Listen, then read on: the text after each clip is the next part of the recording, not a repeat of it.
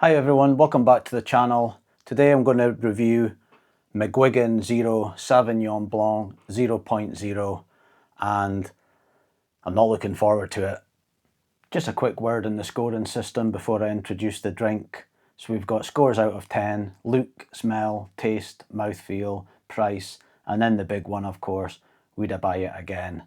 And here she is, McGuigan 0.0 Sauvignon Blanc, alcohol free, and it's one that I'm not looking forward to.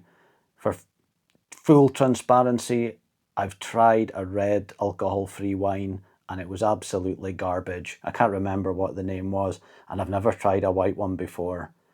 According to this, generous aromas of gooseberry and citrus fruits with a subtle grassy tone, this refreshing, full-flavoured Sauvignon Blanc delivers flavours of passion fruit and lime while finishing crisp and clean. Well, it sounds very good. A product of Australia, vegan friendly, and about £4 a bottle. I think it's available in Europe and the US as well, so if I do miraculously like this one, head to the supermarket and buy it. But yeah, here goes. Now, at least there's, oh my God. So here's future Bryn. I had to go to the kitchen and open it up. It was a struggle and a half. I'm honestly sweating, but it is a bit humid here, but that's no excuse. Yeah, so I've no idea where I was in that video. A bit of a panic, but I guess there's nothing left to do than to just pour it. McGuigan 0.0. So not as much pressure on pouring the beer, of course. I don't think I'm gonna enjoy this. Looking at it, from my wine days, I went through a few wine phases, like red wines and white wines. I would always do it 6 months of ciders and everything. So I'm pretty familiar with white wines, but it doesn't really look too white winey. I think it's just all the small bubbles in it. It smells awful. It really does. I can't even put my finger on it. I hope one day they can invent smell through screens, because I'm not even looking forward to this. But yeah, well, what's there to lose?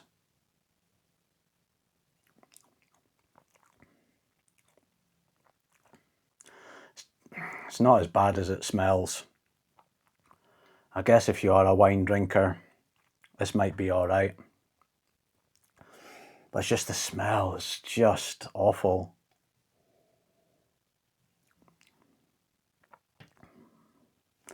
It's funny, it tastes a bit like a juice at first, and then kind of goes winey, if that even makes sense.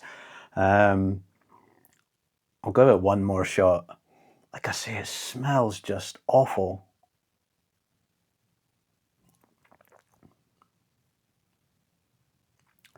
It's just something I would never drink.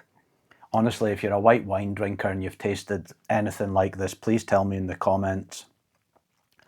I just can't put my finger on it, honestly. It's going to be so hard to judge.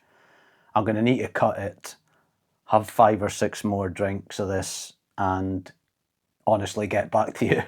So I took a bit of a break, had 5 or 6 more scoofs, as we would call it in Scotland, 5 or 6 more sips, and I've done my scores.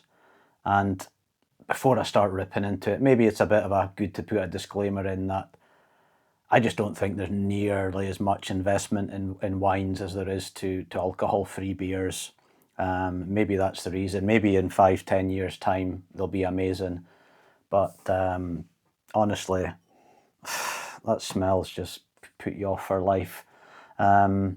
So scores out of 10, look, smell, taste, mouthfeel, price, would I buy it again? The look, just a 6 out of 10. Nothing to write home about, to be honest. The smell, I have to give it a 1. I don't think there's anything. It smells like a Band-Aid or something. I'm not joking. It's just so rank. And then you smell it every time you go for a sip as well, and it just puts you off. A solid 1. I'm sorry, creators of this wine, but it really is poor. Taste, just going to give it a 5. I mean, I wasn't the biggest wine drinker in the world. It's fine if you hold your nose going in and taste it. Like say, it's a bit like just drinking juice, and then there's a bit of a winey taste, if you can call it that. But you know, just a poor 5, I think. The mouthfeel, I mean, it's fine. Just giving it a 7. It's just, I guess if you closed your eyes and told somebody you were drinking a wine, you would think that you're drinking a wine, and that's pretty much it. But I would just give it a 7, I think, on the mouthfeel. And for the price, I mean, I was going to give it really high because it's so cheap, but would you pay cheap for crap? I don't think so. So I'm just going to give it a 5. You know, it's not going to bankrupt you if you buy one of these bottles and take it round to your mates. Maybe you'll actually get a good laugh from them all. Maybe they'll all taste it and you'll have a good laugh with them about how bad it is. But, you know, mentioned before, 2017, the alcohol-free beer range was absolutely shocking. Like, it genuinely was. And maybe this is just the beginning of the alcohol-free wine journey, but I really hope they improve it. I'm actually reading the description, looking back, passion fruit and lime, clean and crisp, refreshing. It definitely doesn't taste of any of them, but glad I tasted it. Honestly, please just go down to the comments and tell me what you think, because that was an experience. So there we have it, the first white wine. I'm honestly going to brush my teeth after this. It tasted that bad and it smelled even worse, but excuse me, honestly, fire your recommendations into the comments. Got a good online website here, drinks in the description. I'm not sponsored by them, but they seem to have an amazing selection of food, alcohol-free company co, and they're absolutely brilliant. And hope you enjoyed this one. I didn't, believe you me. Like, hype, subscribe, tell your mates about the channel, tell your friends and family, and I'll see you in the next one. Take care.